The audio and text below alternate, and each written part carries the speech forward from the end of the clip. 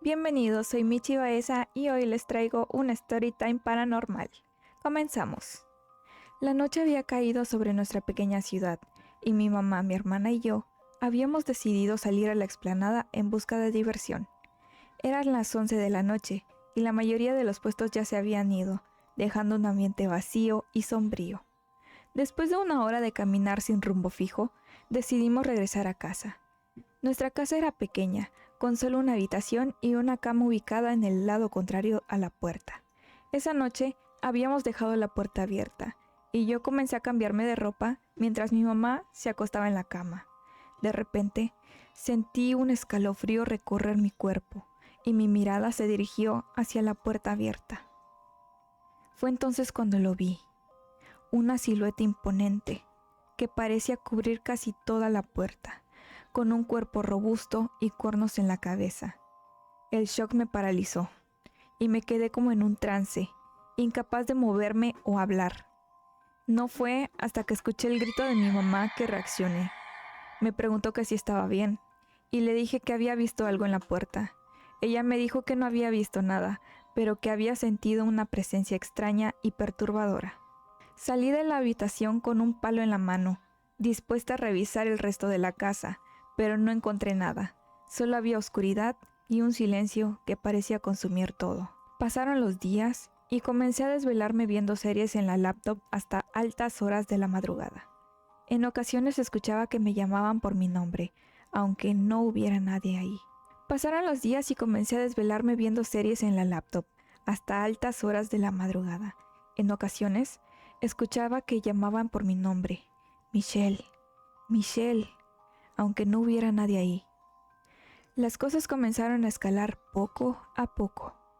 Una noche, mientras dormía, sentí unas manos grandes y rasposas meterse debajo de mi sábana, tratando de arrebatármela.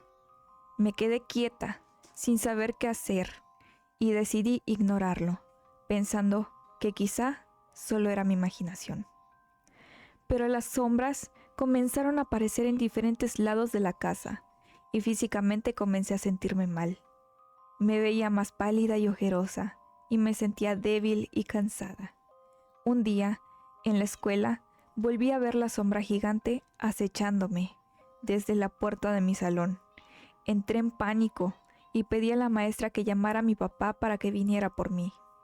Mi papá llegó y me llevó a su casa, donde me dejó sola mientras él estaba en el trabajo.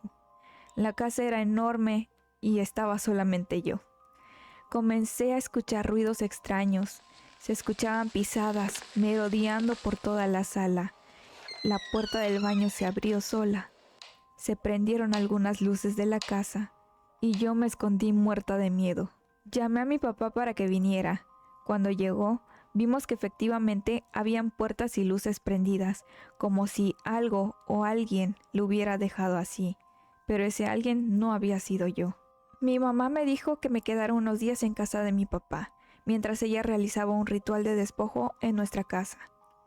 Unos días después regresé a casa y mi mamá me dijo que teníamos que hacerme una especie de limpia. Mientras hacíamos la oración del Padre Nuestro, sentí que mi mente comenzó a nublarse y no podía recordar la oración. Mi mamá comenzó a decir la oración con una voz más fuerte y yo la seguí. De repente escuchamos un estruendo proveniente del baño. Mi mamá no paró de hacer lo que estaba haciendo y me dijo que primero debíamos terminar el ritual. Cuando concluyó todo, fuimos a ver lo que había sucedido.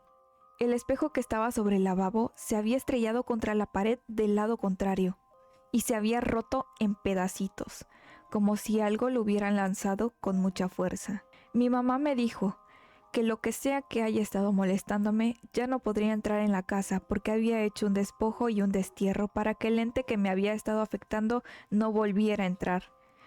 Después de eso, las cosas se calmaron un poco, pero no tardamos mucho en darnos cuenta de que teníamos que cambiarnos de casa otra vez. La experiencia había sido demasiado intensa y no queríamos correr ningún riesgo. Así que empacamos nuestras cosas y nos fuimos, dejando atrás la casa y los recuerdos de aquella terrible experiencia.